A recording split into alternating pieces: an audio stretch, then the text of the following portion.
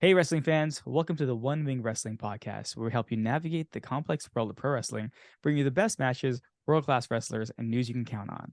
At One Wing Wrestling, we bring the elite to you. My name is Krishna and joining me as always is Mr. Bill Cutbush. Bill, how's it going? It's going, and I'm not from the future this time. I'm actually present here, like in real time, so I can actually answer your questions. And yeah, just so that everyone knows, I am currently drinking a Starbucks Verona made in my lovely Keurig downstairs, so it is quite good. Nice. Nice and fresh, getting me hyped up for Dynamite because we have one hell of a show tonight. But before we get into that, yeah, it's a beautiful, gorgeous day in Toronto. I had a lovely walk. I watched some videos of Leaf fans all upset and sports commentators all pissed off, and Florida fans with their brooms out, and Yeah. it was kind of funny. Yeah, no, I mean, yeah, it is absolutely a beautiful day in the city. Like, I couldn't believe how nice it was outside. It's like, it's that weather where it's not too hot and it's not cold. It's perfect weather. Yeah, and I guess the perfect weather may have like driven all the Leaf fans insane because like all I've been hearing today was, oh no, no, no, oh, they're gonna win this game. They're gonna come back. And I'm like, guys, come on. Like, listen. What is the definition of insanity, right? Doing the same thing over and over again, expecting a different result. And hey, 1967. And I sound like I'm totally bashing the Leafs here. I just don't know if this team has character enough to come back from something like that. Hey, if if if every game they played so far, I thought, man, they really put it all out there, and I can see the fight. I see nothing. So, you know what? I hate to say it, Leaf fans, like don't get your hopes up too much, because again, all I've been hearing all day, no, they're gonna take this one, Krish. I'm like, okay, you know what? I hope you're right. That's it. Well, yeah, That's I it. mean, you and I are both Leaf fans. I Yeah. mean, look, I still have in my basement, there's Leaf memorabilia everywhere in my basement. Okay. I am a Leaf fan. But like I've said before, I'm like a parent whose son is firmly addicted to heroin and you had to throw him out of the house. Okay. Like that's kind of how I feel about the Leafs. Tough love. Hey, kid, you shape up, you prove that you can be responsible, you Yep. That's prove you it. can actually win a Stanley Cup. I will let you back into my home. Until then, I will practice loving detachment with you.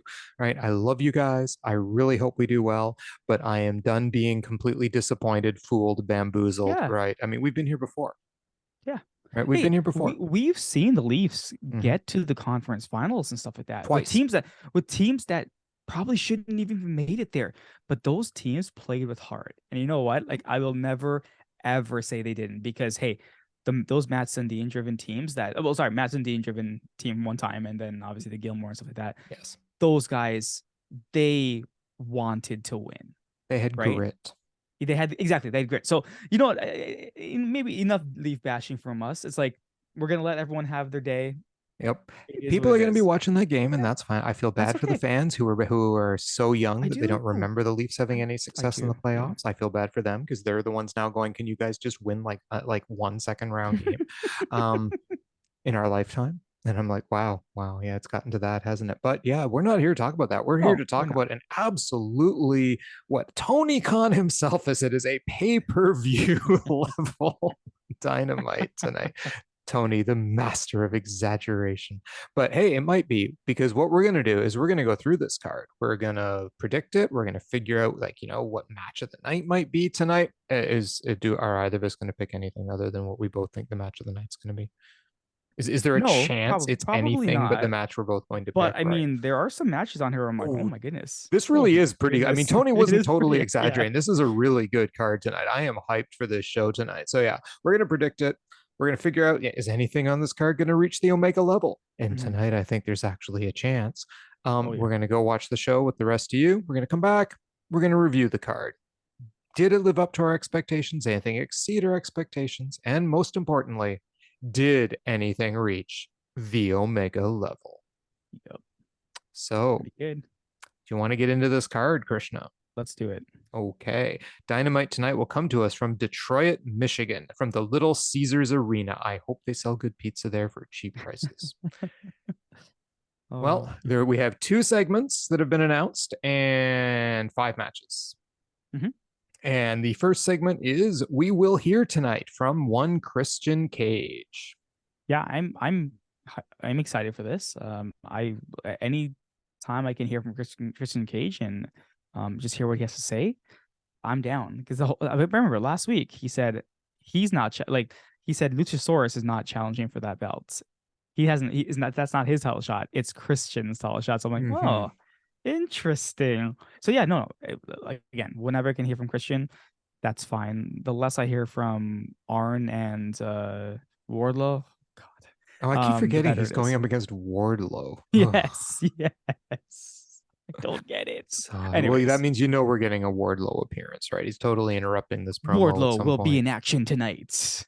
Oh yeah, he'll squash a jobber or squash a security guard or both, and that'll be it for Wardlow. But yeah, Chris, I am interested in hearing what he has to say. Of course, I hope he explains what's going on. I'm hoping we hear from Christian isn't just another red room in the back. He steps out and says two words, and that's the end of it. Mhm. Because I think we've seen that already. Yeah, So that's over. yeah, exactly. Intrigue. That's my level. Mhm. Okay, we have FTR responding to Jared and Lethal's challenge for the AEW World Tag Team Championship. You know, when I saw this, I know the answer is going to be this. It's going to be the pay-per-view. And then I was like, why would they put this match on Forbidden Door? Then I realized, oh wait, yeah, there's a pay-per-view coming in like 2 weeks. I totally forgot. Yeah. So you know what? Like, I mean, as we said, Jeff Jarrett has wrestled the same way for like, I don't know, 30 years, right? And you know Right. what? He wrestles his way better than Miz. And it Yes. works for him. Lethal versus like I would prefer to see like Jay Lethal and Mark Briscoe Oh versus yeah. FTR. Could you imagine? That'd be great. That would be a fantastic match. But I guess Jarrett's in there, and who knows?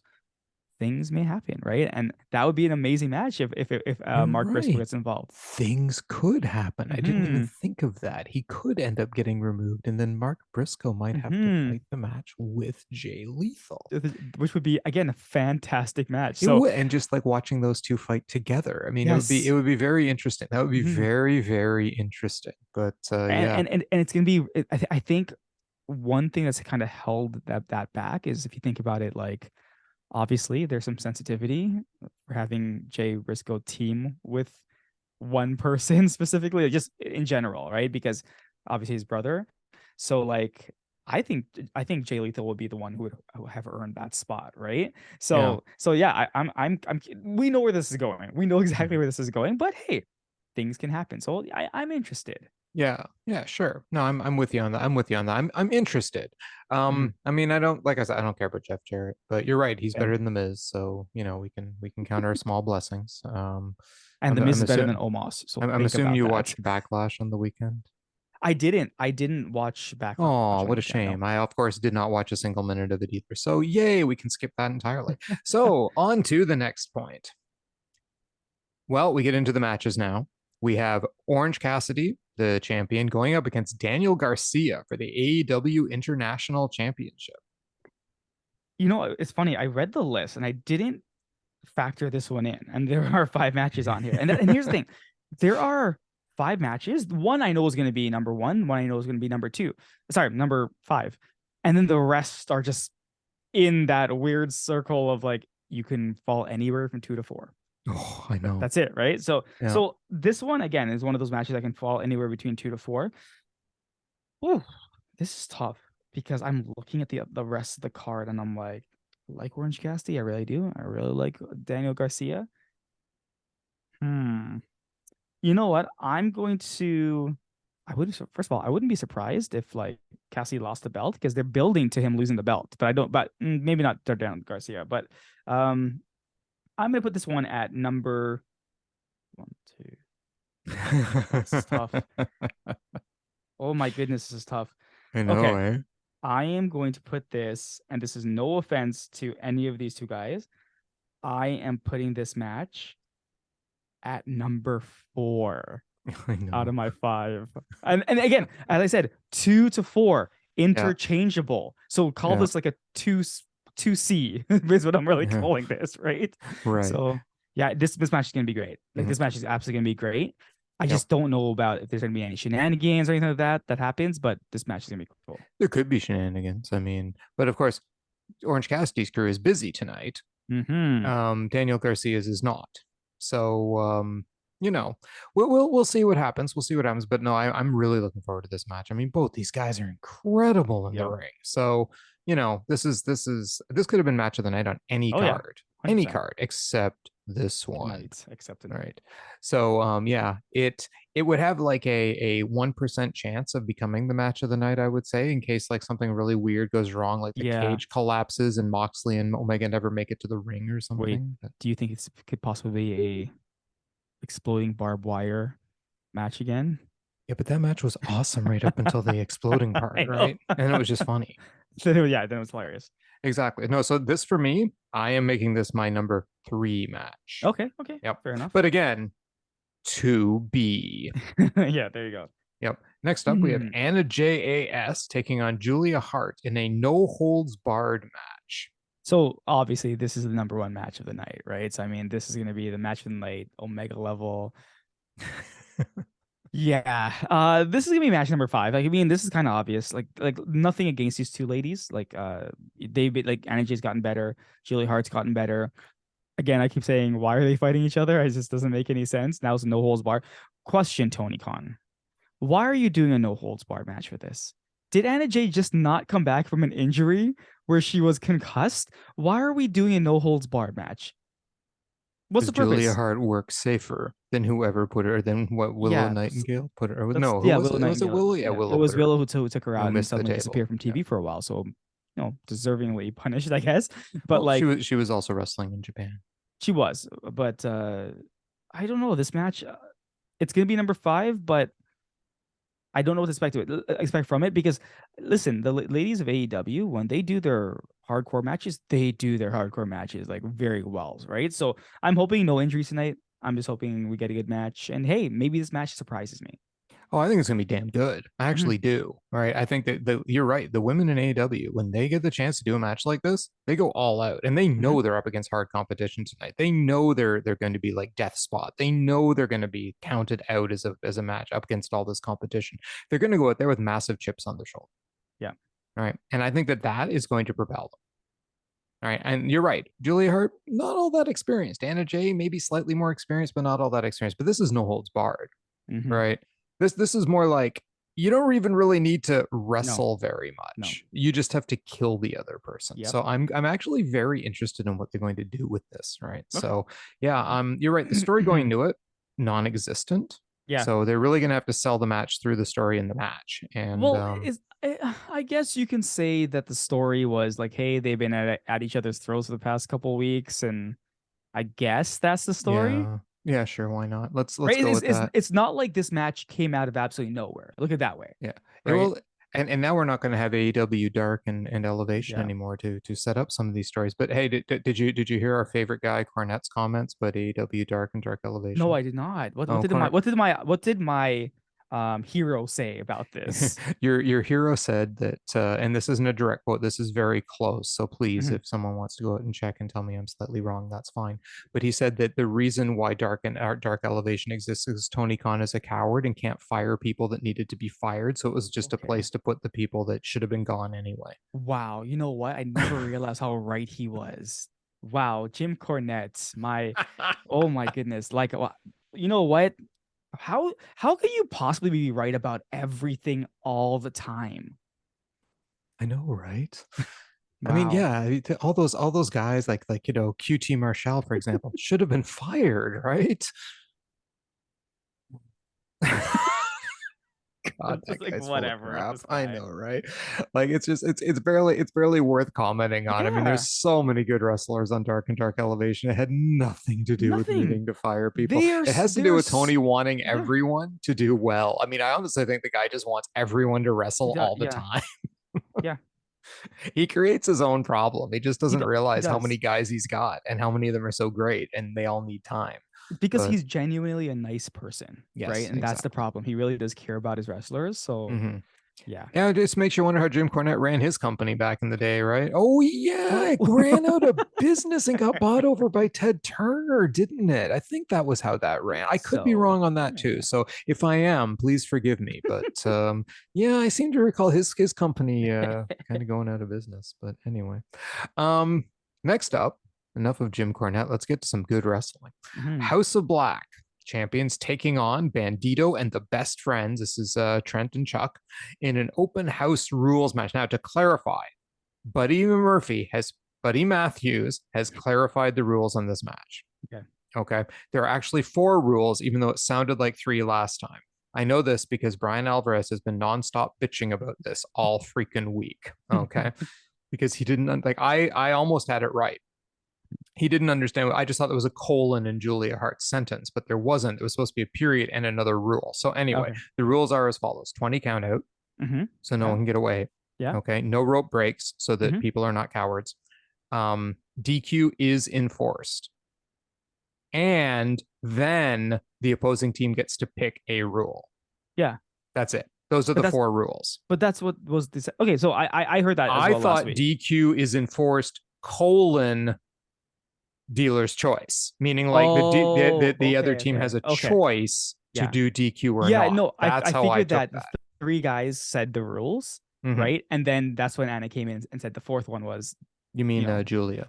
Anna is not part of the House of Black. Anna Black? No, but yeah, no, like, I understood it, but I can see where people were a little bit maybe. Hey, it wasn't like Matt Hardy explaining the rules for the oh my god the final deletion match. I know, firm deletion. Yeah. You know what's funny though is that I thought I was so confident I had it right though, right? Like all week in my head I've been like, what? You just didn't figure it out? And then it turns out I am also wrong. So yeah, good job, Bill. Good job. Way to be an arrogant prick in your head all week and then find out you are also, in fact, completely wrong. Cool. So where are you slotting this match? Oh, well, let's talk about the match. Sorry, we didn't even talk about the match. I just yammered about the rules. No, this match I'm slotting in at the 2A slot, so 2. I think all these guys is going to be a great match. I'm curious to find out what the rules are. Maybe like I think it's gonna be basically no holds bars. I don't know what it's gonna be. But yeah, I'm just happy to see House of Black on TV, wrestling. Defending the championship, right? Yeah. Imagine that. And the Best Friends of Bandido. Come on, Bandido. More on TV now. This is awesome. I love this. So yeah. Oh yeah, no, I know. I'm very much happy that we have Bandido hanging out with the Best Friends here. Looks like he's continuing his little allegiance with their whole gang. So that's very cool. I love it. So yeah, Bandido and the Best Friends. What a great team. And up against the House of Black. Holy crap. And with all these extra rules in place, this is going to be, I wonder what they're going to pick as their rule. I'm really intrigued about that. You have to do flips every 2 minutes rule. Like, would that be a good one? I don't know. Anyway. So yeah, no, I'm right with you there. This is 2A. So yeah, it's and again, a 1% chance of perhaps taking match of the night. Yeah. Easily. 1%. I agree. Yeah, I agree with that. Yeah, because any I think in the 2 range have a 1% chance of taking match of the night, and then there's a 97% chance that the one I think we're both picking, will become match night. It'll be the Wardlow squash match, right? Obviously, yeah. Okay, because we only have 5 matches. We're supposed to have 6, right? We always get 6 somehow. Or the appearance of Jade Cargill, the squash match. Oh yeah, of course. Jade Cargill squash could also take match of the night, right? Anyway, sarcasm, people, sarcasm.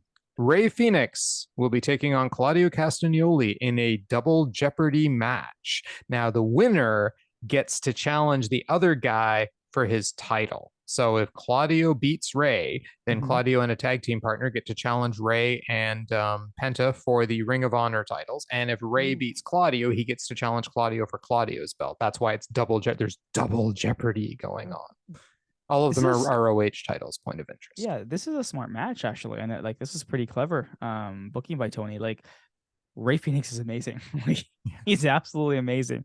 And that Claudio guy is not too bad himself, right? Yeah, he's a good hand, right?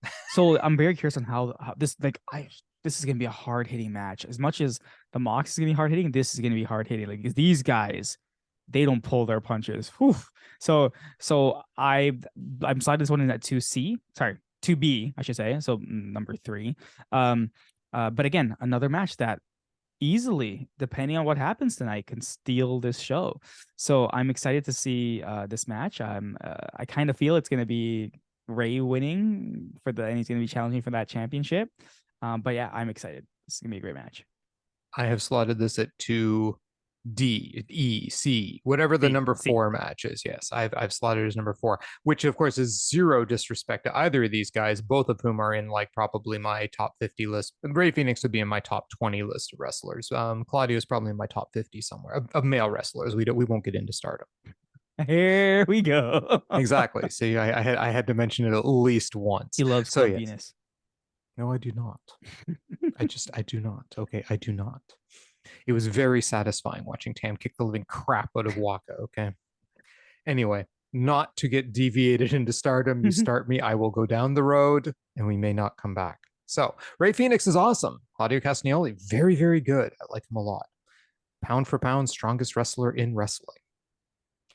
So this kind of a match, I think it's going to be great. The only reason I'm slotting Cassidy and Garcia slightly ahead of it is I think their storytelling might be marginally better. Oh, Cassidy is a great in-ring storyteller. Garcia's got all the right tools to do it well. I think we might get a better story in the Garcia Cassidy match. So that's the only reason I went that way on this, because I think a Phoenix plus the Castagnoli match will be more of a straight up, high flyer versus strong guy.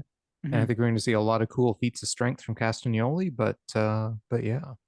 And finally, in a steel cage, we have the god of wrestling himself, Kenny Omega, taking on who Kenny Omega calls the VIP of AEW, Jon Moxley.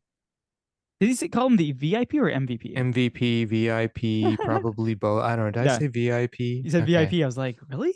He called him VIP? Sure. Yeah. MVP then of AEW. I read this. I did read this. This is gonna be a match of the night for me. I guess for both of us, because we said this was gonna be the match of the night. I'm hoping that there's nothing stupid that happens like what happened with the exploding barbed wire match, because that was kind of dumb. But these guys, remember, Kenny Omega says it's coming to an end. Right, all this stuff, and we know it's not coming to an end, but it's coming to an end, right? So I'm very curious what's happening. And anyone who watched BTE this week, Matt still didn't tell Kenny about. No, he didn't, but he did tell him. He did fess up about the peanut butter cheesecake. He did fess up about the peanut butter cheesecake, and we learned how to properly drink out of a water bottle. If you next time I see you drinking a water bottle from a water bottle and you're not drinking like that, I'm gonna slap the bottle out of your hands. I know, right? That was the best. For those of you who don't know, apparently Kenny does the double grip throwback with a water bottle. I love the fact that hilarious. He broke John Silver character because John Silver can stop laughing. Yep. Like that just shows how talented these guys are. Yeah. This storyline is fantastic. Being second best to the bloodline, right? It's not that bad, of course, right? as Takesh just said. Yes. But no, this is, again, I'm wondering what is gonna happen. Listen, guys, I'm just waiting for Ibushi to show up. That's what I'm waiting for, right? Yes. He's coming. All those Dark Progresso Flosion noted again that his main concentration is getting to AEW right now. So we know that there's probably something already in the works. Like if he's like saying there's something in the works. Obviously it might be a bit too early, right? But it's happening. I can't wait. Kenny 1-on-1 against Mox. This is gonna be a fantastic match. Hard hitting. I'm wondering what Kenny we get, because we know what kind of Mox we're gonna get, right? But I'm wondering which Kenny we're getting tonight, right? So I'm very curious. Again, these guys can knock it out of the park. Steel cage. People are showing up here. There's no way no one gets involved. Just give Danielson the mic. Let him talk. Let him talk. This guy, he's such a. It's so weird because it's like he's not even a heel, but the way he comes across, he's arrogant and stuff like that, and you're like, I love this. Bryan Danielson, right? It's so awesome. So back to the match. This is gonna be my match tonight. I'm hoping for great things. I'm hoping for, because Kenny made a comment that he doesn't know how much longer he has, right? And he's going to leave everything he has in the wrestling ring. So right, and that every match he's going to have will be special in some way. It's got a point and a purpose to it. Yeah. Exactly. So I'm excited. I think this is gonna be a great Oh yeah. match. Yeah, no, it can't help but be a good match. Look at the two guys in the ring. These are That's two of the true. best wrestlers in the entire world, That's period. true. Very different styles, but two of the absolute best wrestlers in the world, Yeah. totally devoted to their craft. All right. I mean, it's just, you can't find two guys. I mean, Brian Danielson, there's Will Ospreay. There's a few guys who are as devoted to wrestling as these guys and as good at their craft. All Yeah. right. They're in an elite class all on their own. And I cannot wait to watch these two put on the bloodbath that this match is going to be. I mean, this is going to be brutal, Mm-hmm. brutal. I So, agree. yeah, this match will not be for the squeamish. No. And it's going to be my match of the night because they built up the story going into it so well. They're going to story tell in the ring like nobody's business. Both these guys are absolute masters of the in-ring story. Both these guys are absolute masters of professional wrestling. This is just holy crap, right? I mean, it's the kind of match that will draw people to watch just for this match. Yep. So, and I think that all it's going to do as well is build to the pay-per-view, which in itself is crazy. Mm-hmm. But you're also right about Danielson. Give the guy a mic more often. I mean, he's so good. But you know what I was thinking too, though, when you were talking, is I don't really think the Blackpool Combat Club is a full-on heel group. Yeah, they use some dastardly tactics, Yeah. but I don't get the sense that they're full-on heels. And But they and were the just reason, randomly beating up people in the room. well, yeah, but that's their nature, That's true. They right? want It's to like fight. asking a tiger not to bite you. Right. It's just that's who the Blackpool Combat Club are. But that doesn't mean that they don't respect wrestling. And it doesn't mean they don't, want to see people excel. Because that's the whole point of the Blackpool Combat Club. If you prove yourself, you can join us. Yeah. Right. So yeah, it's a really interesting dynamic. There's Mm-hmm. shades of gray and I mean the elite too, right? You got like the Bucks lying to Kenny and like there's all kinds of little shades of gray going on. So yeah, I love this whole storyline. So yeah, match of the night. Clearly, if I'm wrong, I will eat this piece of paper over here. Oh. Oh. Even though you had That's those two A to C's over there, you're saying 1% chance? Yeah, 1% chance, but no, Uh, 97% chance that this will actually work. So yeah, I'm not concerned. I will not have to eat this piece of paper here. okay, fair enough. Yep. So that is Dynamite tonight. We think this match might be at the Omega level there, Christian. Um, Possibly. Kenny Omega's in it, so yeah, there's always a chance with Kenny involved, right? This is a hard one because I don't know. Have I seen these two in a steel cage before? No, we've seen them in a hardcore match before, but not steel cage. We've seen them in Lights This, Out. We've seen yeah, them in the Exploding Barbed Wire death match, mhm. and now And we're not. seeing them in a steel cage. This is gonna be crazy. So yeah, I can't wait. I'm Maybe, gonna yeah, say maybe it's this gonna be Omega it's gonna level. be Omega level. It's gonna be Omega All right, level. okay, Yep. all right. Yep. I'm that hyped for this match. Yep. I Okay. I hope you're right. Yep. Well, let's go find out, shall we? Let's do it. Okay. Well, we're gonna go watch the show, but to all of you, it's going to seem like we were never gone. And that was AEW Dynamite, which came to us tonight from Detroit, Michigan, in the Little Caesars Arena that smells like pizza the minute you walk in. We have Taz, Tony, and Excalibur on commentary, and we open up with Rey Fenix and Claudio Castagnoli already in the ring for their double Mhm. Jeopardy match. The winner challenges for the other guy's title. This is really a story of strength versus agility in this match. Obviously, Claudio the strength, Fenix the agility. It opens with Claudio trying strength moves, Fenix countering with flips, landing on his feet or popping up. They go back and forth like this for a bit until Castagnoli plants Fenix with a tilt-a-whirl backbreaker, and that starts the real underdog struggle of Rey Fenix against Claudio.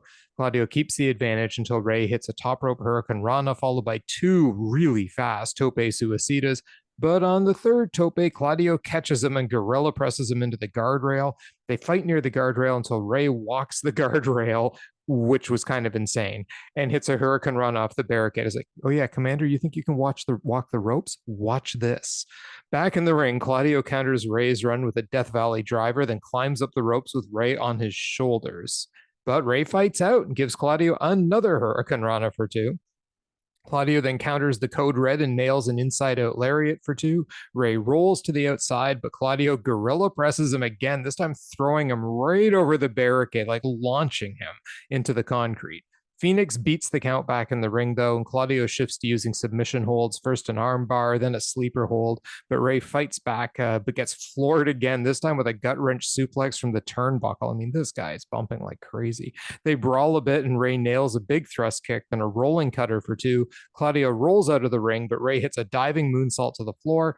Back in the ring, though, Claudio counters the springboard with an uppercut for two. He goes for the Ricola bomb, but Ray counters into the code red for two. Two more kicks from Ray, gets another two, but then Claudio counters with a reverse Argentine Death Valley driver, followed by the hammer and anvil elbows and a Ricola bomb for the three. What'd you think, Krishna? I think this was my number 2 match of the night. I think Ray Fenix is probably the best luchador I've ever seen, to be completely honest with you. Like we always say that he's on the upper echelon of like lucha things, but like today again, like he's so good. Like again, probably the best luchador I've ever seen. And we knew how this match was gonna go. We knew it was gonna be Castagnoli power versus Ray with his lucha things, right? Ray does And wow, you're right. I've never like as Excalibur said, we've never seen someone run the actual barricades. Yeah, like run on the barricades. I mean, you're right, Commander, eat your heart out, right? Yeah, this match, I like throughout, I was like, oh my god, oh my god, oh my god, right? This is the stuff they were doing. Yeah. Loved it. I didn't think I was gonna love it as much as I did. Absolutely loved it. I thought both guys absolutely fantastic. I like Claudio, how his style meshed with Ray. Kind of like like you know how like when Hobbs faced him and how that worked so well. Again, this is my 2A. Love this match. Love both these guys. Yeah, it was a fabulous match. It's my 2B. Oh, okay. Yeah. No, I loved this match. Loved it. Right. This could have been match of the night on like some of the other dynamites we've had. Right. I mean, Claudio is so good fighting a guy like this. Like the way that he demonstrates power, can throw him around, and yet is still there for every single move that Ray throws and stuff like that. And it's just he's so good. And I mean, what can you say about Ray Fenix? I mean, it was just he put on a masterclass in lucha things, you know. So yeah, it was really, really good. I really enjoyed this match a lot. Solid big man versus like lucha guy story. And Ray Fenix was no slouch himself. You know, he got a couple good strength moves off on Claudio too. So yeah, I really enjoyed the match. Is known, Ray Fenix is known for like stiff matches, right? Yes. Did you see Claudio's chest after that? Oh yeah. But Claudio hits back. Yeah. Plus, he got to launch him over the guardrail to the concrete. Oh my god! Holy crap! Yeah, it was a great match. Definitely a great match. I would easily give this a solid 4 stars. So, yep, solid stuff to open Dynamite. And then we go to Renee, the hardest working woman on the entire show. Tonight, yeah.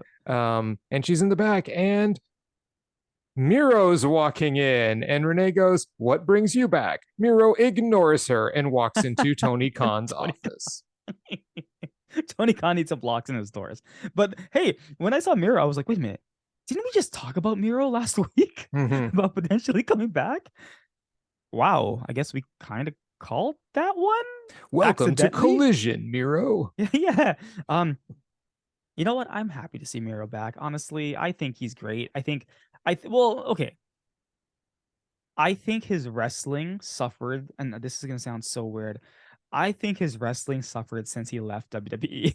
I thought he was a better wrestler in WWE, but his personality shone here. Miro, can you mesh those two things together, please, for me?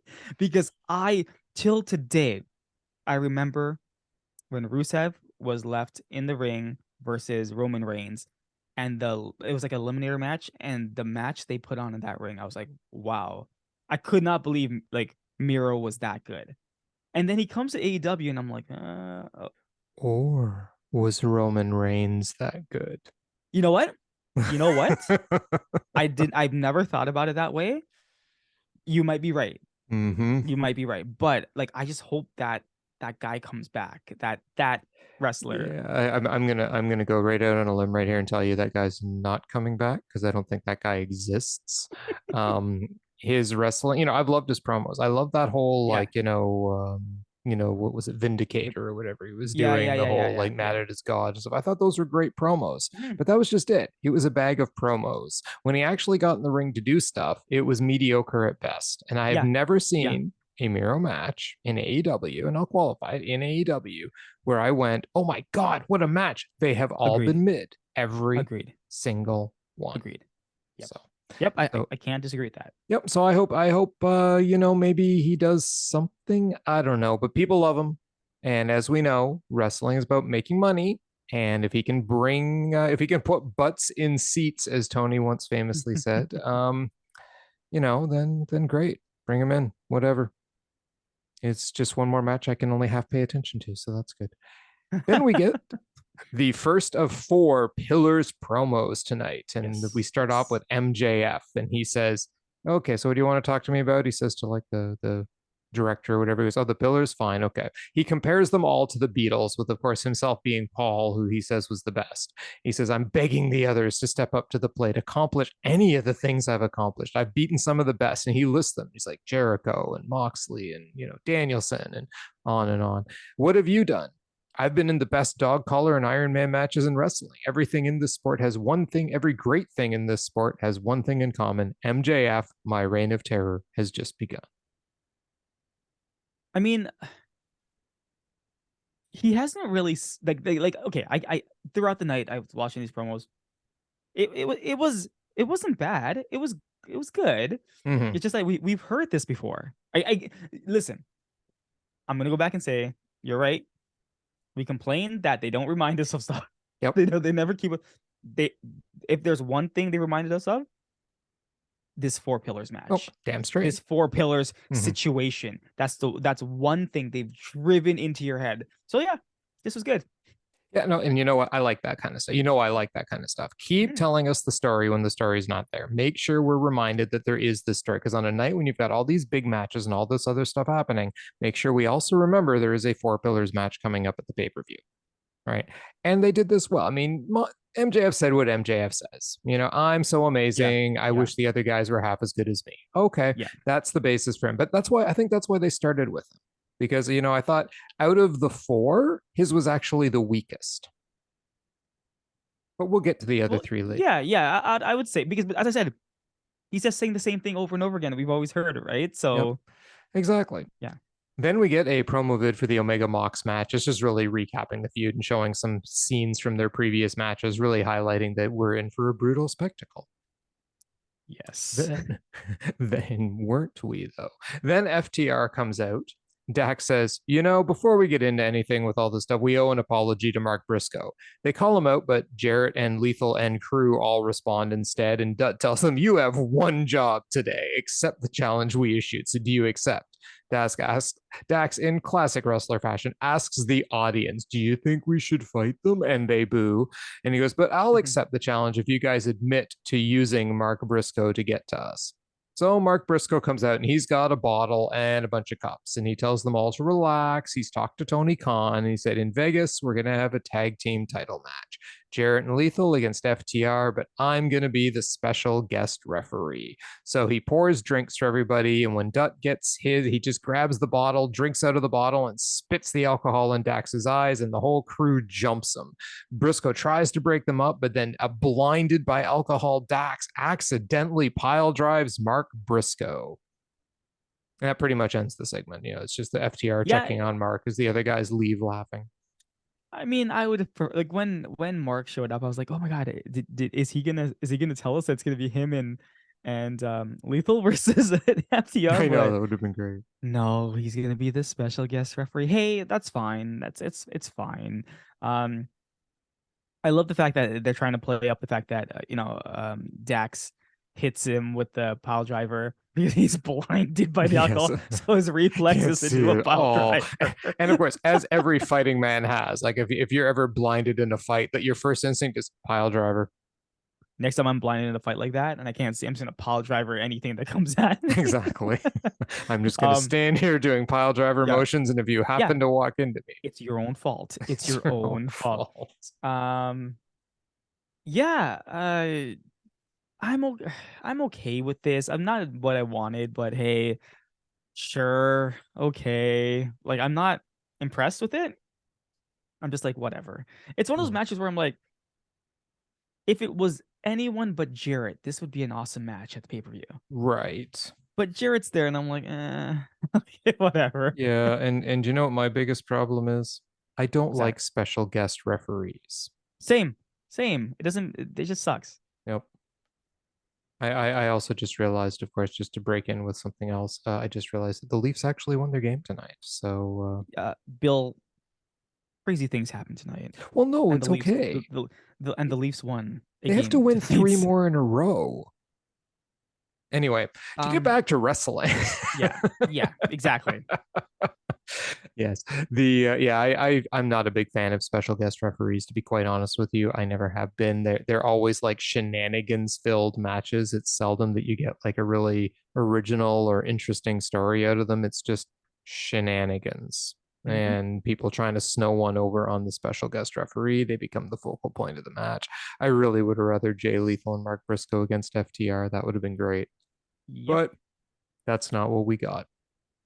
Well, then we recap Adam Cole and Chris Jericho from last week. And Renee, once again, she's in the back with her mic and she says to Chris Jericho, you know, there's been turmoil with Adam Cole and he got the best of you. So how do you feel? And Jericho says, why is everyone so happy Cole got the best of me after an unprovoked attack? Cole, you created an unsafe work environment. So I got legal counsel. You're not allowed in any arena I'm in. And then Roderick Strong interrupts and says, you're delusional. Cole isn't a coward. I'm not banned. So how about you face me in a fight? Falls count anywhere. Or are you a coward? And Jericho says, look, I understand you're standing up for a friend. And he warns them, but then he's like, what? I accept. And Roddy goes, yeah, well, I got legal counsel and the JAS are banned from the building. And then Renee's like, and then Jericho's like, is this for real? And then Renee's like, looks like it by just simply glancing at the AEW logo on the paper. I'm going to start printing out contracts that tell them that I am now the new color commentator on Dynamite. AEW legal person Mega. She's doing some heavy work there. Just handing out these Yeah. restraining orders and bans from the arena. Tony Khan's like, what are you doing? Stop doing that, Mega. But yeah, this was just ridiculous. And hey, a no falls anywhere. Sorry, falls count anywhere match. Again, Roderick Strong for Jericho. You know what? Why not? I mean, I think that's gonna be a good match. So yeah, I'm in for it.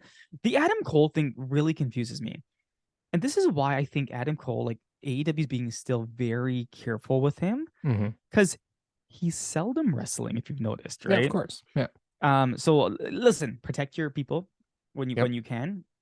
So we'll talk about that later. But yeah, I'm okay. I think this match will be good. I think it'll be. I kind of feel Jericho's gonna lose this match for some reason, but we'll see.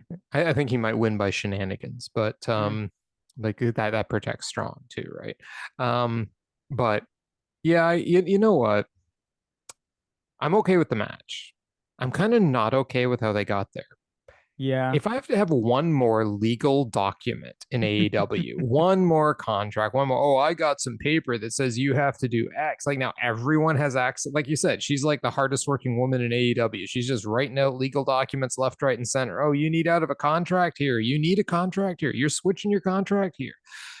And I mean, what did Jericho do? What, sneak into her office, find the paper that said CM Punk and the Young Bucks, cross out their names, and put Chris Jericho and Adam Cole? I mean, like, come Yeah. on, banned from the arena? That sounds suspiciously familiar. Are they really going to use this as a gimmick to justify separating the shows? Because that Maybe. sounds suspicious to me. Hmm. But anyway, I didn't love this. And the fact that Roderick Strong, like, what was his legal basis for getting a legal agreement? This is such wrestling logic. Like, what the hell? First, he didn't know Jericho was going to accept. So if he even Yeah. said to whoever the person is handing these out, well, you know, I'm going to try to get this match. Can we just get the JAS banned from the building? Well, exactly what time frame are they banned from the building in? Is it banned from the building all night? Are you taking away their livelihood? Do they now have grounds to sue you for stripping them the ability to make their income next week? Like, What the hell? This is just dumb. Like dumb. Yeah. I'm so sick of Yeah. these legal documents. Just say, I want to take you on. You want to prove you're not a coward? Then leave the JAS at home. We'll put a clause in the fight contract. That's different. But oh, we're all waving around our legal waiver documents, and somehow or other we're like playing the legal one-upsman game. I mean, when the hell did the two of them get law degrees? I don't know. Yeah, this was just dumb. It was dumb. Okay. Again, hey, I'm all for the match, but guys, Yeah. storytelling matters. Okay. And, waving around pieces of paper with legal shit on them that just have giant AEW like logos on the front page. Yeah, anyway. Do your contracts really have a giant AEW logo on the front page? Because that would be kind of hilarious. Well, this is happening, Renee apparently sneaks off again to get by Miro. The minute they go back to ringside, she runs off to Tony Khan's office again, where we go backstage because she's trying to get an update on Miro. And she's basically says, I'm hanging out at Tony Khan's office. And then Thunder Rosa shows up and goes in the office. So Thunder Rosa's back. Yep. Right. Could she be going to the other show as well? Probably. Right? I think we just got the parade of guess who's on Collision. Guess who's on Collision? Yeah, basically. So I'm like, because nothing happened. It's kind of just showed up and said, "Hey, people are going to Tony Khan's office," and then goes into Tony Khan's office. Yep. I know it was like, that's what I mean. It's just Renee going, I'm hanging out here. Yay. Okay, that's great, Renee. Thanks. Yeah. Then we get Sammy's promo. And Sammy says he's the black sheep. I'm only here because I'm too good to deny. And Jericho is part of his promo and says he's been under my wing. He's here to be a star. I've taught him many strategies. And Ty Mello says this is where Sammy belongs. And Sammy says I put everything on the line because I know I belong on top. I've never had the machine pushing me, and I never needed it. He's right. I mean, he's just so good. He doesn't need anything to push him, though he has Jericho there. I mean, well, I shouldn't say push him, to help him, right? Yeah, this is good. I like this. I liked his promo. I thought it was like they're calling out the truth. Like MJF was hand selected for a while now, right? So, and I mean, all four pillars need to like. I get what they're doing, but look in the mirror a little bit. Like you all have been hand selected to be the four pillars, right? Like so I mean like this. No, I like this promo. I thought it was good. I thought it's getting real now. So I'm like, and I like how they're building it because you're getting the feeling that, hey, maybe any one of these guys can win this match, right? So yes, even though we know MJF will be winning this match. Yeah, even though I know.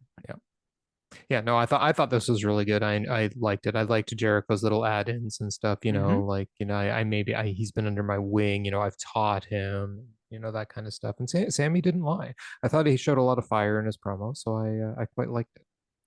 Then, because I guess all these people keep popping into his office, Tony Khan has apparently decided to make an announcement. He's like, stop. Everyone just stop. I know. Here's what I don't get. How rich is Tony Khan? Why doesn't he have like one, security, a proper office, two, security, three, a personal assistant taking appointments? Why is he sitting in a dressing room? I don't get it. Anyway, Tony Khan hypes tonight first, and then he goes, there's stars lined up in the back looking for chances to wrestle. All the guys who used to be on Dark and Dark Elevation. They should pan to the back and show poor Peter Avalon. Next Wednesday is a huge announcement, one of the most important announcements ever in the history of AEW. That was his announcement. I heard that. Yeah, I'm assuming next week they're gonna announce Collision and stuff like that. Well, I gotta say for a minute that the commentators don't read anything online ever because they're all like, "What could it be? Oh my god, what's this?" Yeah, Collision. It's Collision, guys. Come on, we all know it's AEW Collision. So it's not going to be a gigantic announcement. It's going to be an announcement we all knew was coming. I suppose it's a big announcement for the company. Maybe the announcement is, Collision, the first showing is going to be on this date with the return of CM Punk. Possibly. Or are they just going to surprise us with CM Punk? The worst kept surprise in professional wrestling. Well, then we get Orange Cassidy taking on Daniel Garcia for the AEW International Championship. Garcia comes out in a belly shirt to his Kevin Bennett performed and written theme music. Amazing. Yes. Amazing. Yep. It's the only reason I like his rap, okay? Because Kevin Bennett did it. If you all like Kevin Bennett, go check him out. He has lots of stuff. Anyway, they start with some mat grappling. Garcia dances.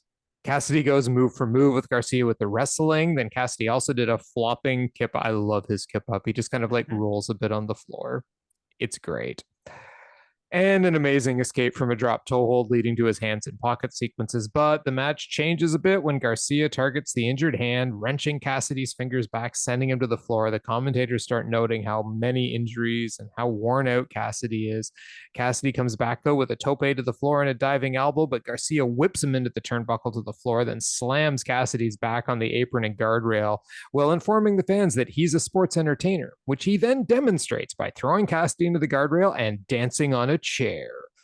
Back in the ring, Garcia keeps working Cassidy's back. You know, the story, like I said, Cassidy's badly banged up. They keep emphasizing it. Garcia then uses the Koguma running foot stomps, clearly a Stardom fan, against the ropes before nailing a double arm curb stomp. He should have gone for the camel clutch with the bear ears. He then lands a superplex, but on a roll through vertical, Cassidy counters with a stun dog millionaire, but Garcia counters the DDT with a dragon screw. Cassidy mounts a comeback, but Garcia kicks out his kneecap and stomps the injured hand. He stuffs Cassidy's hands in his pocket and goes for a pile driver, but Cassidy reverses into a hands in pockets beach break for 2.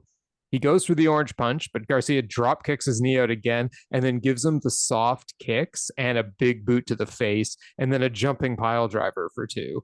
He goes for the Dragon Tamer, but Cassidy counters with a roll up for 2 and then a beach break for another near fall. But Garcia counters the next move into the Dragon Tamer. Cassidy fights out. Garcia transitions to a triangle. Cassidy fights out again. Garcia transitions to a crossface and stomps his hand with it. They just look vicious. Cassidy fights out of that with a roll up. Garcia rolls him up back, but then Cassidy gets the mousetrap for the 3. Yeah, this match is great as well. Like I as I said, every match in the 2 section, like the 2 A, B, C, whatever, were fantastic. Like I really, really enjoyed these matches. I really like this match. I gave it my I want to say wait, what did I write down here? I gave it my let me make sure my notes. I gave this my 2B, so number 3 match. I thought these guys knocked it out of the park, like Cassidy and Garcia, just like fantastic. These absolutely fantastic. So yeah, number 2 match, great wrestling. I love Daniel Garcia, the way he acts now. I'm so glad he didn't turn like into a good guy. Like he belongs in the JAS, and he belongs just being a absolute ridiculous person. But who can go? Like then this guy can go. Like that jumping spike pile driver. Holy crap! I'm like, how do you not break Orange Cassidy's neck with that thing? Right? So good. Like I both these guys, awesome. Yep. Oh yeah. I mean, how do you do a beach break with your hands in your pockets? Like I don't know. I don't know. Anyway, both these guys were amazing. And I loved the story. I love the way it started out, like Cassidy going wrestling hold for wrestling hold with Garcia, right? Then they went into the whole, Cassidy's hurt and that plays into it, but Garcia does a little too much sports entertainment in the match. I mean, the storytelling in this match was impeccable. I loved it, right? And just Garcia playing the sports entertainer is so entertaining. Like all of the times he stops, he just does his ridiculous dances and is messing around, and it's so funny. And then he just does it one too many times, and that plays into the fact that even though he takes Cassidy apart, and he knows he's dealing with a wounded animal, but he can't put him away. Yep. So, and then, Cassidy pulls out yet another squeaky thing. And I like the fact that we really didn't know who's going to win. I mean, it was really looking like Garcia had a legit shot at winning this title during this match, too. So, yeah, that's why this is my 2A, my number 2 match of the night. There you go. Yep. I can see that. I understand why. Yep. Then we get an update on Hikaru Shida, that whole situation. She's back. The Outcasts go, oh yeah, and she went straight back to Japan. How about a trios match? Britt and Jamie trios match. Shida's back next week. Outcast, yeah, trios match. Yeah, sure. Okay, let's do it. Like I didn't need this. Like it was just nonsense. But yeah, I was kind of like, okay, done. Let's go. Why are we blowing this off like on Dynamite before the pay-per-view? Like, is there going to be I'm another assuming match after this? Like, is this setting up something else? it Like, is has to one be of setting them up. It going after has to be Hader's setting. title? It has to be setting up something else. Yeah, I don't fully understand. But anyway, and besides that, what happened to the other trio? Like what now? What happens to poor Willow Nightingale and Sky Blue and Riho? They fought Who so knows? hard, and now they're just being ignored. Sad. And then Christian Cage comes out to some of the best theme music in wrestling. And he's there with Luchasaurus, but I heard the music to my ears. Wardlow is not in the Here, building tonight. I was like, wow, no squash matches, nothing. And Tony Schiavone says to Tony, being in the ring, says to Christian, you put yourself to the number one contender spot. How? And Christian says, well, first off, Detroit sucks. Secondly, I am the number one contender because I'm Christian Cage. That's why. My accomplishment gives me certain luxuries. I can walk into the boss's office and demand a shot and get it. But Tony, what's with all these wrestlers in AEW with daddy issues? And Tony's like, well, what do you mean? Christian's like, my current opponent had a father. But let me put your mind at ease, Wardlow. I'm not going to berate your father. He wasn't famous. No one cares about him. I'm not going to waste my breath. But you found Arn. It just so happens Arn was looking for a new son. You may or may not know Arn's son Brock is under contract in AEW. And Arn Anderson is a liar. He said he wanted to set his son up for success until he saw Wardlow and he ditched his son. And good job, Wardlow. You now have a legend on your side. Well, wait, that's other people's words. I mean, Tully's partner who had to ride his coattails, I guess that's a legend. Ric Flair's lapdog, yeah, legend. But I've won championships. He hasn't. What will you do, Wardlow, when you realize your legend isn't as good as me? I'm going to walk down to the ring next week, spit in your face, and tell you your days as champion are numbered. I love Christian. He's so awesome. This promo was fantastic. So fun. I laughed through the entire thing. And even when he grabs the mic and starts going out for the crowd, I loved every second of this. He's so good. He's so good. Like, man, this guy is good. Like, he's one of the top guys who do promos. I love, yeah, my next one. Yeah, he had a father. I was like, what the this guy. I'm not gonna say anything because he's not famous. No one cares. I'm like, oh, No, Christian. Oh my God. it was pretty But it was so great. good. It was perfect. I love this Yep. promo. Oh, I know. And the whole way he goes after Arn, it was so good. Guys may or may not know, but his son's actually contracted here. Oh God, yeah, Christian's great. Love the promo. This was good. And of course, we all know he's not actually going to confront Wardlow face to face in the ring No, next week unless there's some kind of shenanigans going on. Well, then we get our third pillar video, and this one is Darby Allin. And Darby says, why am I on this earth? I'm on this earth to be a pro wrestler. His video is shot like, around a skate park and like where you can go ATVing and stuff like that because he's Darby Allin. And he says he trains on a skateboard and he ATVs with his dad because they help him with crazy things in the ring. Being crazy breaks down his mental barriers. He's capable of so much more than people thought he was, and he wants to give back to AEW. And then Sting says he got here on his own without help. And Darby's like, I'm going to be champ. I just love how every single one had the actual like vet in the back, kind of saying that they did it all by themselves. Here's the Thanks. vet. Thanks for that. For that. No, this was good. This was good. I mean, it's Darby. Darby says what Darby says. I mean, I did out of like the two out of like him and Darby, not out of Darby and Darby, out of Darby and Sammy. I did enjoy Sammy's a little bit better, but that's because I have a lot of love for Sammy after seeing Yes. him live. But yeah, no, but again, another good promo. Yep. No, it was good. It was good. I enjoyed it.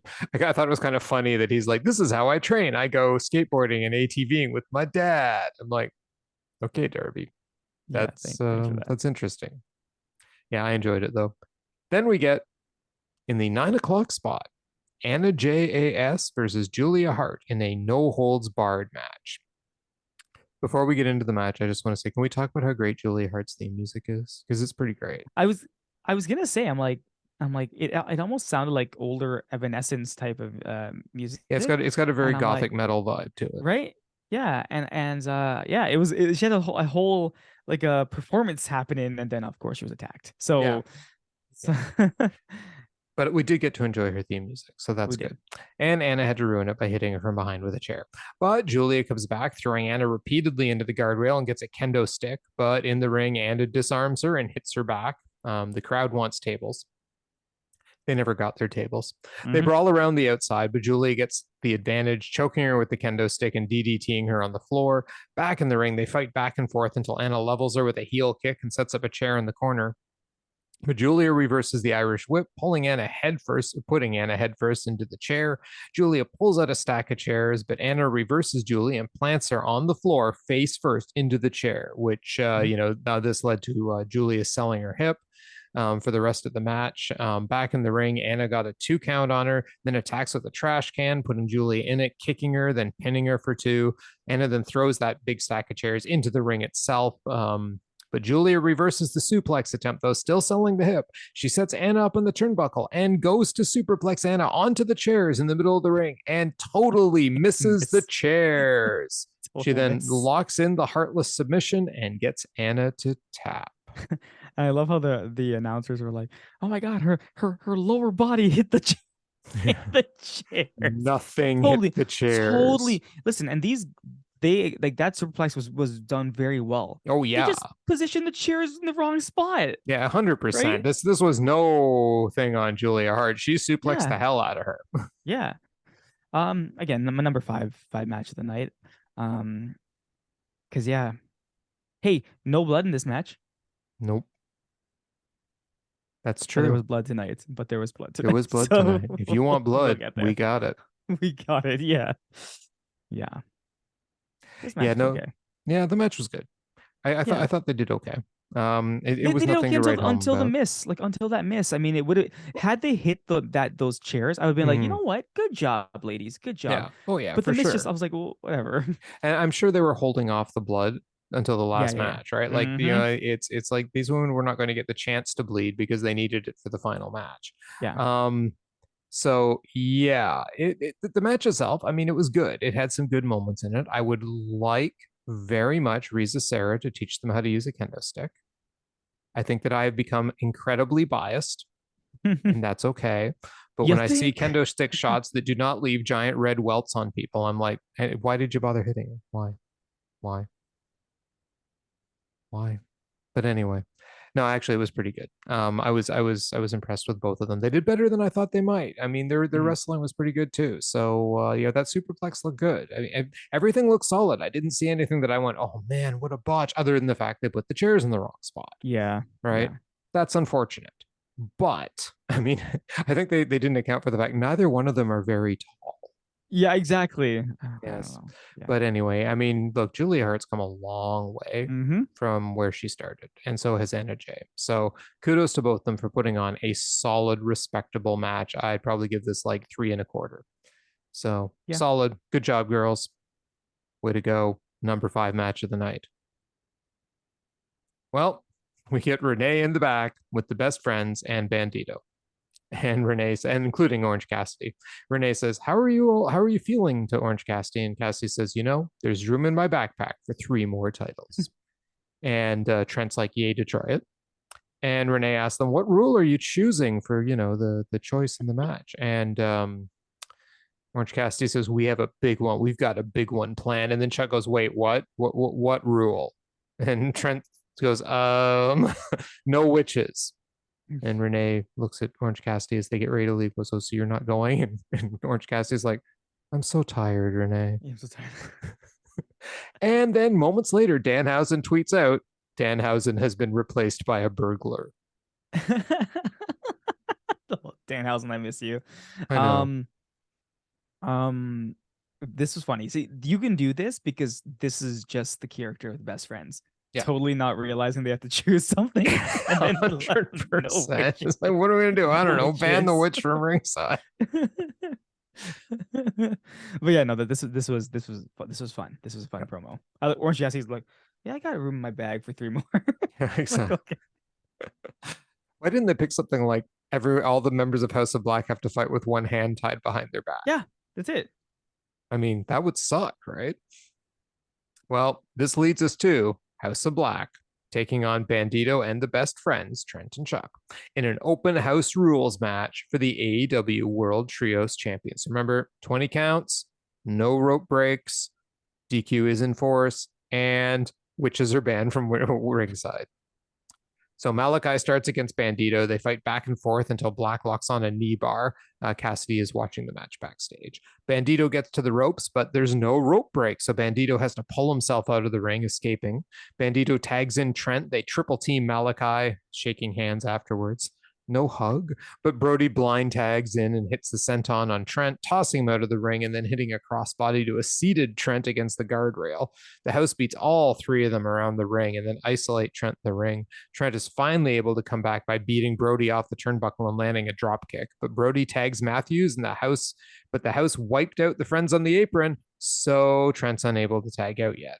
Malachi tosses a chair into the ring and he tells Trent to use it, but Trent refuses. He then lands a stomp on Buddy and manages to tag Bandido, who just goes nuts. He nails a tornillo on Buddy and then a crucifix bomb on Brody King. Then a huge tope con hero onto Malachi and Brody on the floor. He then hits the gum and Giri on Matthews, but on the dive, Matthews absolutely wrecks him with a knee strike. Bandido then tags Chuck, but Matthews tags in Brody and they hit Dante's Inferno almost immediately for the 3. Great match. Like these guys again on any other night, this could have been a match of the night. Like all the ones in number 2 could have been match of the night any other night, right? I had so much fun.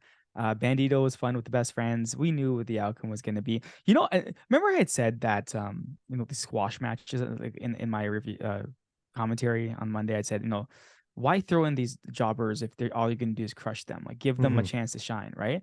Like I'm not calling the Best Friends jobbers in any way, but like they were beating down Malachi for a little bit, and I was like, "What the hell?" I'm like, Malachi, leave him alone. But this match was great. Bandido's so awesome. He just works so well with everyone, which is scary, right? Like AEW has some really really good luchadors, man. I can't believe it. Like they have some really top tier luchadors here. But yeah, just the House of Black, I love it. Like they're just dominant. Like the Dante's Inferno looks amazing. I love like it's so good. Buddy Matthews running just a rough shot on everyone like this, and this guy can sell too. Holy cow, he can sell. But yeah, fantastic match. Loved it. Oh, absolutely fantastic match. I loved it too. It is my 2C. Same. That was my 2C as well. Yeah, which is odd because it was such a good match, but still overall number 4 on the evening. So yeah, really good match. I really enjoyed Bandido too. I mean, he's just so damn good in the ring. And Brody, like the guys in House of Black, they all know their roles and they all play them really well. Like Brody King just freaking kills people. It's really awesome to watch. And I mean, Trent can bump around for the best of them. So it was great. Well, then we have one of my moments of the night happen because we go in the back to see what Orange Cassidy's doing, and he's been laid out. And he's been laid out by none other than Aussie Open's United Empire's own Kyle Fletcher, who just stands over him holding the AEW belt with both of his other belts going, Aussie, Aussie, Aussie. Yeah, I saw this. And the first thing, the minute they said Kyle Fletcher, I was like, Bill must be losing his mind right now. Oh yeah, I was. Absolutely. And I was like, this is good. This is good. Should I say the forbidden door has opened? But this is great. This is what they need. They need these type of matches. So yeah. That's what Tony needs to call his office door. The forbidden door. Forbidden door, guys. Stop coming in. Stop entering the forbidden door. Exactly. Just stop. Wasn't it the Dark Order who were searching for the forbidden door? They're trying to close they wanted to close it. That was last year around Forbidden Door because I don't think they were booked on the show, so they were trying to close this door. Oh, they're great. Well, then we get what was my favorite of the Pillars promo videos. It's Jungle Boy, and he says he started training at 9 or 10 in the backyard. It was the first thing he knew he wanted to do. And then the vet we get with Jungle Boy is Christian Cage. I'm like, oh my God, this is awesome. And he goes, listen, I don't like him, but Jack has the most talent out of any of these guys. And then you see Jack again, and he's like, I put in the work. And then Christian again, if he can get his head out of his ass, he can win the championship. Oh, and then Jungle Boy's like, Christian taught me the world is colder than he thought, than Jack thought. MJF wrestles 4 times a year. I don't want to sing show tunes, which I love that. I want to be the best pro wrestler in the world. I don't want to take shortcuts. I really don't like any of these guys, but we all want to prove we're the best. Yeah. Yeah, no, this is a great promo. And I love the fact that Christian was there and he's like, I said he was the best out of all 4 of them. And I'm standing by my word. Yep. I was like, awesome. That was awesome. So yeah. If he can get his head out of his Great promo. ass, he can win the championship. Oh, Christian. Yep. So that was pretty great. Then we get next week. We learned that Ricky Starks will be facing Jay White, so we get the promo vid for that. And Ricky's like, I put juice in the ground, then the Bullet Club attacked me, but I almost took out Jay. And Jay's like, you think you can beat me? And then Ricky's like, I'm going to show you a legend in the making. That was Go it. Jay White. Yeah, go. Yeah, Jay I know. White. Go Like, Jay I mean, White. Yeah. Hey, just to let you know, a certain El Phantasmo is going to be competing in 3 days in Defy Wrestling in Seattle. He's taking on Nick Gage for the Defy Wrestling Championship. Yeah, I on the podcast, the hooded man, right? That came out. Yes, Yeah, exactly. yeah. Yeah, he that was for the never open weight title. Oh, So never. Sorry, no, that's never open Tamatonga. Yeah, I'm talking about Nick Gage's Defy Wrestling, the independent in Seattle. Oh, He's taking him on the 13th. Interesting. Yep. Okay, all right. You know, Defy Wrestling, the company that's coming to Toronto on June 25th. Just saying. So, you know, we might either get Nick Gage or El Phantasmo. Take your pick. It's gonna be a good day. Well, then at 9:35, we get our main event. We have Kenny Omega taking on John Moxley in a steel cage match. And Danielson comes out with Mox. They start his music and they actually go to commercial for me too, so I don't have to listen to John Moxley's theme music for the entire commercial break, because apparently the rest of the stadium did. When we come back from commercial, we get Battle Cry. But Kenny only gets partway down the ramp and they start fighting. And as they reach the ringside area, the Blackpool Combat Club jumps Omega until the Bucks come out. They throw Utah off the stage, and then they both go over to Danielson. Claudio throws Matt off the stage. Nick goes over to Danielson, then leaps off the stage onto Claudio and Utah. Security guards get involved, breaking them all up. Omega gets in the cage. Finally, Mox gets in the cage with them, and the match starts. They fight. Punches, chops. Omega nails a big boot, and then Kenny hits the "You Can't Escape" for 2, which the announcers totally missed that's the "You Can't Escape." Omega then gets a chair wrapped in barbed wire and nails Mox, although he get his arm up, in the head and then hits him across the back. And then he grinds the chair into Mox's back with his foot and does a diving foot stop on the chair to the first "You Sick Fuck" chant. Kenny hits Mox's head into the turnbuckle repeatedly, but all that does is wake Mox up, who then reverses, slams Kenny's head into the camera, and then kisses the lens. Omega goes for a springboard, but Mox shoves him into the cage and then hits Omega in the back with the barbed wire chair. At this point, both of their backs are bloody messes. But Omega counters with a drop kick to the knee and then the Kotaro Crusher onto the chair, wrapped in barbed wire, followed by a body slam on the chair, wrapped in barbed wire.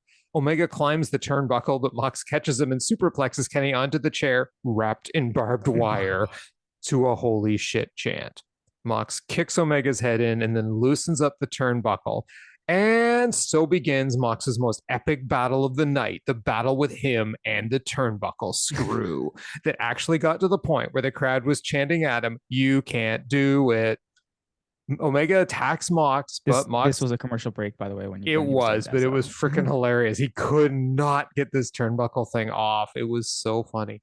Omega attacks him, but Mox decks him with the tool. And it was funny because the announcers goes, "Oh, that was some great improvisation by Mox." I'm thinking to myself, no, that was some great improvisation by Omega to get the crowd back into it and ignoring the fact that turnbuckle's not coming off. And he finally gets the turnbuckle off to a gigantic cheer from the crowd. He then takes the turnbuckle hook, gets it in Omega's mouth to the second "You Sick Fuck" chant of the match. Danielson says he loves that man.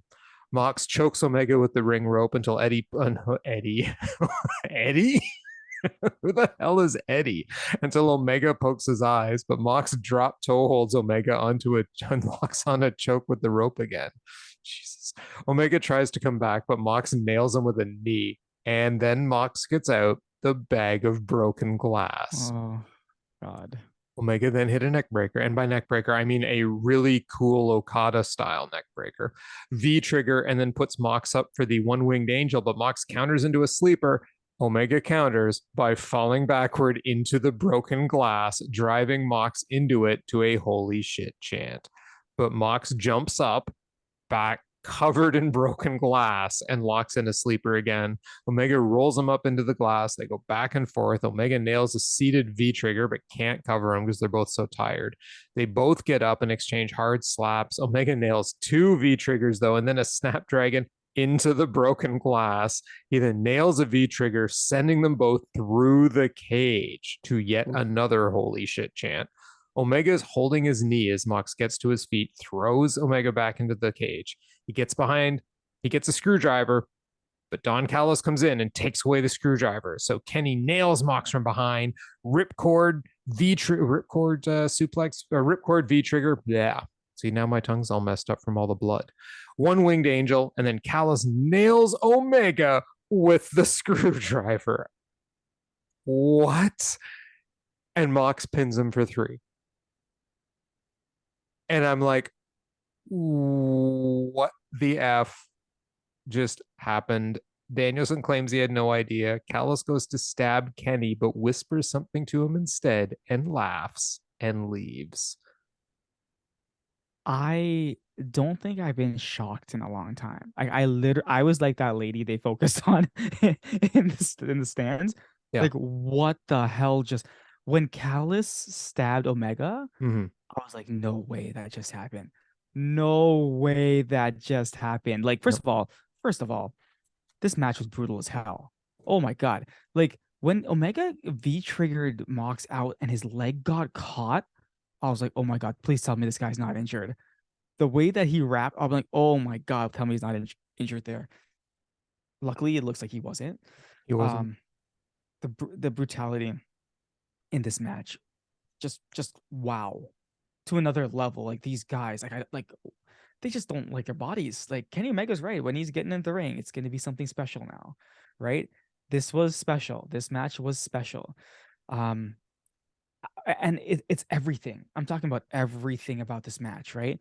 That Don Callis betrayal shocked me as much as the Undertaker 21-1, right? Where I was like, no, this is not gonna. I was like, when it happened, I was like, what the hell just happened? Now this is, guys, I'm gonna do a little bit of fantasy booking here, right? This is where I think there is a lot more to the story. He didn't stab him the second time. And he whispered something in his ear, right? And Danielson might be right. Maybe Danielson had nothing to do with this. Maybe the Blackpool Combat Club had nothing to do with this. You know, there is a lie that has been told that we talked about already on TV, on the television. Well, not a lie. They've never confessed anything to Kenny, right? About what happened at All Out. Hangman's been out of the picture for a while. My assumption is Hangman's coming back very shortly. I think there's a lot more going on here, and I would not be surprised if Kenny Omega is actually in on the big play, meaning that we are going to get Bill, Omega, Ibushi, and Takeshita as the trios, right? That's going to go up against the Elites or the Humbucks or whomever you want to call them. That's because when he stabbed him, yes, again, shocking betrayal. But what if it's a smaller portion of a bigger play, is what I'm saying. This is, again, I'm just fantasy throwing this out to everybody. I'm not saying it's going to happen. But what if? That's all I'm going to leave it at. Anyways, this match, loved it. You know, sometimes where it's too violent and it's too much. This hit that sweet spot where it made me cringe in certain points, but it wasn't, you know what I mean, excessive. Yeah. When Mox grabbed the bag, right, and I thought it was thumbtacks, I was like, oh, not the thumbtacks again. And then the broken glass came out. I was like, okay, do I not like the broken glass more than thumbtacks? Or what's going on right now? I'm so confused, right? So when they started doing their moves, and there was one point where Kenny does um dragon suplex on Mox onto the glass, but when Kenny gets up to about Mm-hmm. to run at Mox, you see a piece of glass sticking out of Kenny's Yeah. back, and I'm like, oh my god. Yes. Their backs were just a mess. Yeah, so I there was no other match I could have given match of the night. I didn't know that this was a no holds barred match. I just thought it was a, you know, steel cage match. Didn't think anything else was going to be involved in it. Really? It never crossed my. I thought it was legit, just like a steel. But I have to remember that AEW steel cage matches are different than WWE, where they just crawl out of the cage And or you can't whatever, escape right? from the You cage. It's can't do that. pinfall or submission. And Yeah. I guess that's why when I was like, oh my god, this got brutal, I was like a little bit like, wow, this is crazy. But yeah, I really enjoyed this match. It was one of those. It's weird that I'm saying palate cleanser because like we complained a lot about like some of the brutal matches that people have had, and we're like, this is excessive. Like AEW, all they do with these brutal matches, well, they haven't done them in a while, right? Which is good, and that's why this match just worked so well. And then again, the entire story that's being told, it's hooked. It's hooked you now. You're hooked. You want to know what is next. Kenny said he was ending it. Well, it looks like Don ended something there, right? But we don't know what he whispered to him. We have Right. no clue. Well, So I'm having trouble following your logic, to be quite honest. So, first of all, the match. I loved the match. You know what I've realized too is that I actually have gained over the last couple years more of an appreciation for these kind of matches. I used to be much harder on them, and now it's kind of like I think I appreciate the artistry of these kind of brutal matches more than I used to. Right? Like I don't mind them anymore. I don't mind the brutality. And I used to be like this really, why are we doing this in wrestling? It's really, but now I'm just kind of like, okay, yeah, I get it. Like it's not necessarily, I'd much rather watch like an epic, Moxley and not Moxley, but like Omega and an Osprey match. That's really right up my alley. But I don't mind. Like you're right. It's a good palate cleanser in a way, right? Like it's good to have a change of pace once in a while like this. As long as it's not done mm-hmm, too often, I don't mind it. This was really well done. All right. I mean, mm-hmm, these guys freaking killed each other, right? mm-hmm. And it went back and forth. Like you really got the sense in this match you had two powerhouses, like just two guys that were Yes. not going to relent, two Yes. guys that weren't going to back down, and two guys that were going to go to any length. And Mox maybe going just a little further, like just a little more brutal than Omega, just a little Mm-hmm, more mm-hmm. dangerous, but that fits because he's John Moxley. Yeah. Right. And we get to the end. Now, my thing is, okay, let's assume for a minute you're right and it's a setup. What did Omega gain by faking his big finish and then getting attacked by a screwdriver? What is he gaining with this Well, setup? well, my thought on this is that he's using this to, because remember the whole thing about the Bucks is that they never trusted Don Callis.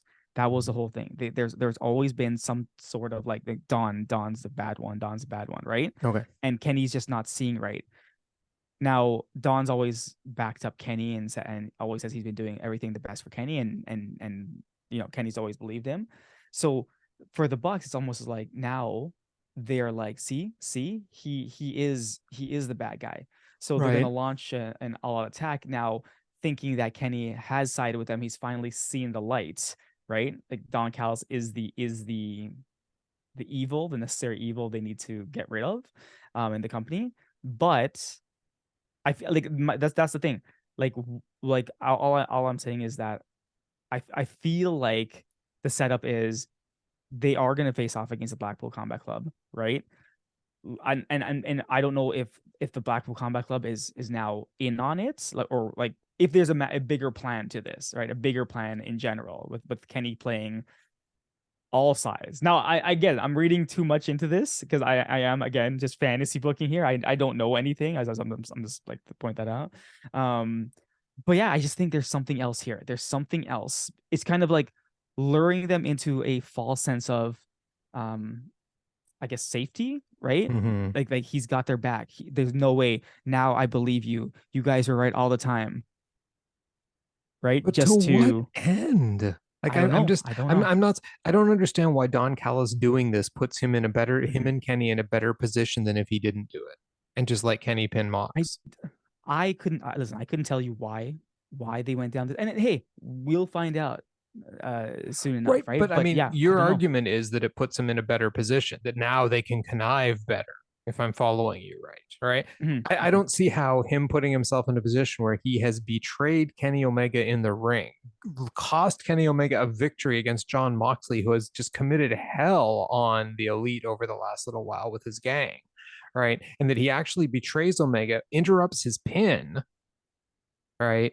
Takes him down, allows Mox to pin him. So like Omega falls on his back for his arch Mhm. rival here.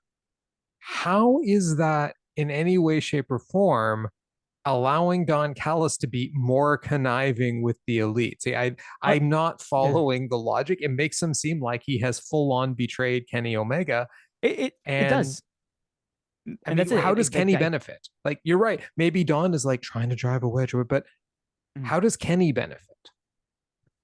I don't know. I see that's the thing. I don't know. I don't know. Like I don't know He what Kenny doesn't. gets out of this, except for the Golden Elite or the Golden Brothers or whatever Yeah, you want to right. But call there it, were right? other ways to bring them in. I don't see how that then follows from this. Right. Like I I think there's something else going on. I think what we're gonna get is some Mhm. explanation as to why Don turned his back on Kenny Kenny.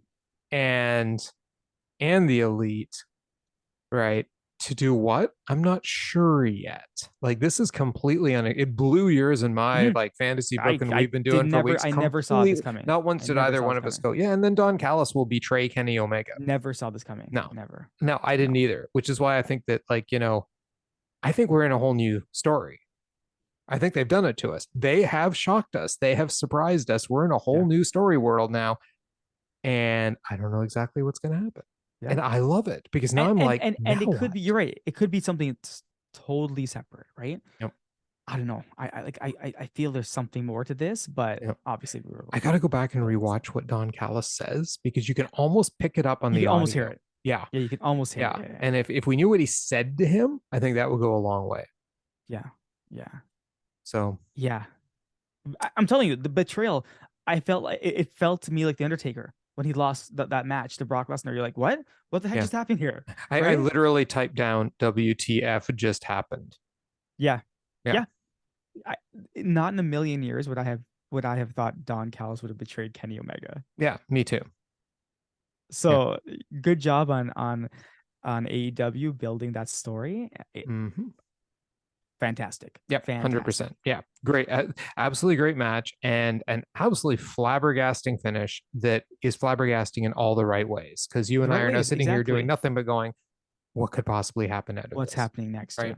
And I mean, both of us have completely different ideas coming out of it.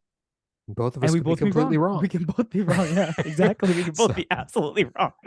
yep, which seems to happen fairly often. So yes, there you go. But anyway, that was AEW Dynamite tonight. Did anything reach for you the Omega level? Yeah, no, as I said, that entire package, the match, the ending, that entire thing, just it shocked me to my core, and I'm still thinking about it, right? So I'm giving it the Omega level just because of what happened there, Yep. right? Because hey, the match was already amazing, Hmm. and then that happened. You're like, what the hell? Yeah. Kenny Omega landed the One Wing Angel and lost the match, Yes. right? I was like, holy crap. Yeah, it was, yeah, Yep. yeah, Yeah, I agree completely. It's Omega level. I mean, yeah. there's nothing else you can say about it. The match itself was already an Omega level, Hmm. like brutal Hmm. cage match. It was Omega level brutality. And Yeah. Oh then yeah. you get an Omega level betrayal. Betrayal. So like what else can we do? Like honestly, what else is there? So yeah, totally Omega level. Overall, this was a really, really good It was a good AEW show. Dynamite. It had a lot of really amazing matches. I'd have to give the whole Dynamite. This is an Omega level Dynamite. You know, the funny thing is that Tony Khan came out and said that tonight's Dynamite would be almost like a pay-per-view. Mhm. That ending was pay-per-view level. Oh yeah. 100%. Had you done that on a pay-per-view, people fans would have walked out saying, "What the heck just Yep. happened?" Right? Here come all the Oh, critics going, "Oh, you should have saved that for a pay-per-view." oh yeah, of course. And then from Jim Cornette's gonna be like, this is the worst match I've ever seen in my life. Oh yeah, yeah, of course. I mean, I'm sure he'll find some reason why it sucked. So yeah, anyway. But whatever, because Jim Cornette wouldn't know good wrestling from a hole in the ground when it comes to Kenny Omega. So, That's true. yep. That's very true. But for now, that does bring our show to a close. And as the poorly betrayed great one always says, goodbye, everybody. Mwah, and good night. Bang. Good night, everyone.